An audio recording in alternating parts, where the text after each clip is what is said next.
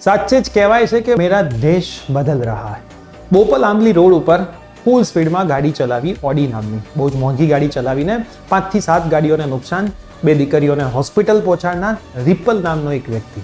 તમે કદાચ એનો વિડીયો જોયો જ હશે. વિડીયોની અંદર એવું જ કહેતો હતો કે ભાઈ જે પણ થશે મારો વકીલ જોઈ લેશે, અને બીજા જ દિવસે ફક્ત ને ફક્ત 15,000 રૂપિયા આપીને જામીન ઉપર એને મુક્ત કરી દેવામાં આવ્યો.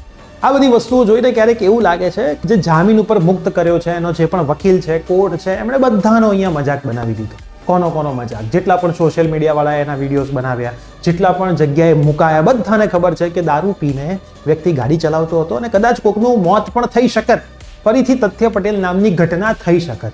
પણ આપણા દેશની અંદર હાલ તથ્ય પટેલનો કેસ પણ દબાઈ ગયો છે અને આ કેસ પણ થોડાક દિવસમાં દબાઈ જશે. મતલબ જે પણ વ્યક્તિઓ પૈસાદાર છે એમની પાસે પૈસાનો પાવર છે, જે લોકો પૈસાદાર નથી એ પૈસા ના હોવાના લીધે આવા કેસોમાં ભરાયેલા રહે છે. હું જેટલા પણ યંગસ્ટર્સ આ વિડીયો જોઈ રહ્યા છે, મને તમારી જોડે એક આશા છે.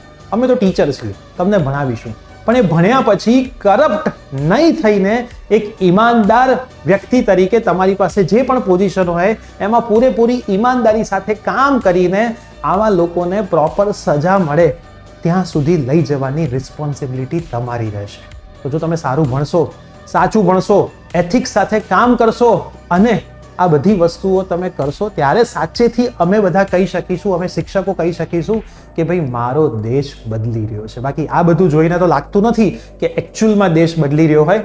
બાકી દેશ તો બદલી જ રહ્યો છે, પણ કઈ રીતે બદલી રહ્યો છે તમને તો ખ્યાલ આવી જ ગયો છે ને. તમારું આના ઉપર શું કહેવું છે કમેન્ટ કરીને જજો અને અમને ફોલો કરીને જજો.